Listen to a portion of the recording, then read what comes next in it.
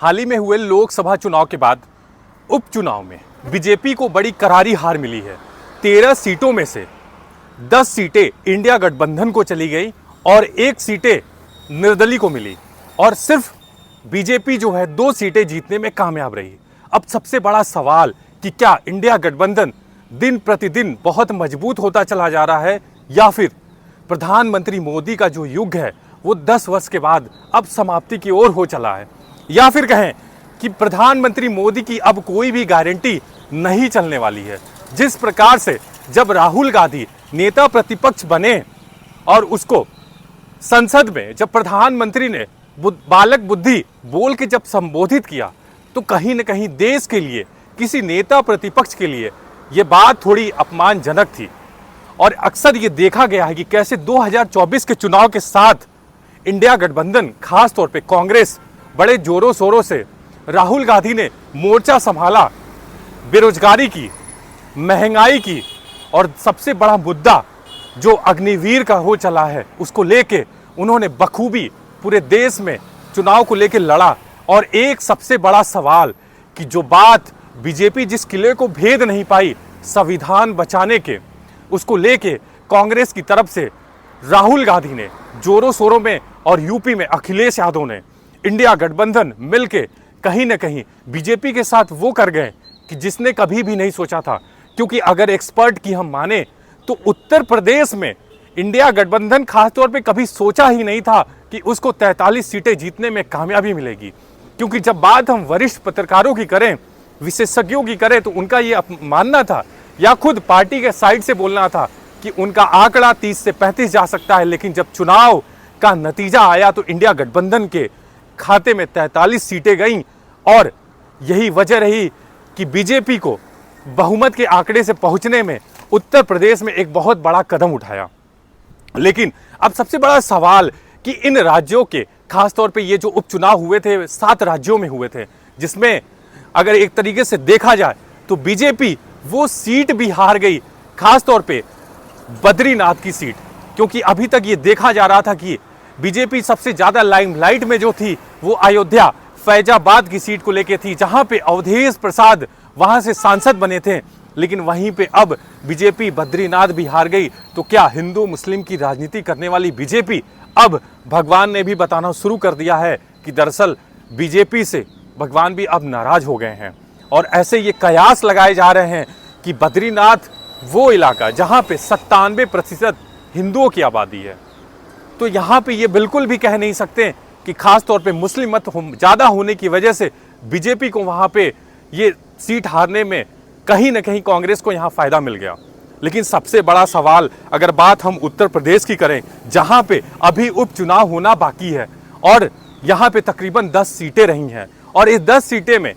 5 सीटें जो है इंडिया गठबंधन के खाते में थी और 5 सीटें बीजेपी के खाते में थी, खासतौर के एनडीए के खाते में। अब देखना यह है कि आने वाले समय में इन 10 सीटों में या फिर आंकड़ा सबसे ज्यादा किसका जाता है। लेकिन अगर बात हम उत्तर प्रदेश की करें तो कहीं ना कहीं दिल्ली और उत्तर प्रदेश की जो जोड़ी है, या फिर अभी तक जो कह के संबोधित किया जाता था कि मोदी और योगी की जोड़ी, जो पिछले कुछ दिनों से लोगों ने इसको बोलना भी बंद कर दिया, ठीक उसी तरीके से जैसे प्रधानमंत्री मोदी ने अब अमृतकाल वर्ड का शब्द कहना बंद कर दिया। बात अगर हम उत्तर प्रदेश की करें तो लखनऊ में एक सबसे बड़ा मुद्दा जो आजकल लाइमलाइट में है वो कुकरैल नदी का। ऐसा देखा गया कि दरअसल मुख्यमंत्री आदित्यनाथ योगी जी ने कैसे अब्दुल को टाइट करते करते हजारों हिंदुओं को बेघर कर दिया। और वो कहते हैं ना कि लगेगी आग तो आएंगे कई जद में, यहाँ सिर्फ हमारा मकान थोड़ी है। राहत इंदौरी साहब का एक ये शेर है और उसके तर्ज पे मैं ये कह सकता हूँ कि जब अकबर नगर टूट रहा था तो लोग यही कह रहे थे कि दरअसल जब अवैध तरीके से बनाओगे तो तुम्हारे साथ यही होगा। तो अब मैं ये पूछना चाहता हूँ कि पंतनगर में जो नगर निगम के अधिकारियों ने घरों पे क्रॉस चिन्ह लगा के वो चले गए और हजारों मकान, तकरीबन 1200 मकान तोड़े जाएंगे। और लोगों का ये कहना है कि उनके पास आज रजिस्ट्री है, समय से पिछले कई वर्षों से 2-3 दशकों से वो road tax, house tax, water, बिजली सप्लाई, सारे टैक्स भरते चले आ रहे हैं। और ये सब कुछ देने के बाद 40 साल बाद, 50 साल बाद सरकार को ये क्यों याद आया कि दरअसल आज जिसको अवैध बताया जा रहा है, आज वो कभी वैध था ही नहीं। और आने वाले समय में क्या अब यही होगा कि नदी को, नाले को नदी और वैध को अवैध बोल के अब उन मकानों को तोड़ दिया जाए। लेकिन सबसे बड़ा सवाल कि जिनके साथ जिनके ये घर तोड़े जा रहे हैं उनका क्या होगा, उनकी कौन सुनेगा, और उनके पास सारे दस्तावेज होने के बाद भी उनकी बात अब कौन रखेगा। आने वाले समय में क्या इसका असर उपचुनाव पे नहीं होगा, क्योंकि आज बीजेपी की यहाँ लखनऊ कार्यालय में बैठक चल रही है और उसमें ये देखा जा रहा है कि दिल्ली और लखनऊ की दरअसल जो तालमेल है उसके बीच एक बहुत बड़ा फैसला होना है। और आने वाले समय में ये देखने को मिलेगा, क्योंकि दरअसल अगर लखनऊ पे दिल्ली का कंट्रोल नहीं होता है तो आने वाले समय में अगर आंकड़ों के अनुसार देखा जाए जो आज के समय में है, इसको मैं उदाहरण स्वरूप अभी आपको बताता हूँ। यहाँ पे इंडिया गठबंधन भारी है। अगर आज के समय में चुनाव हो जाए तो इंडिया गठबंधन यहाँ पे पूरे मजबूती के साथ जीत हासिल करेगा। और अभी हमने देखा कि कैसे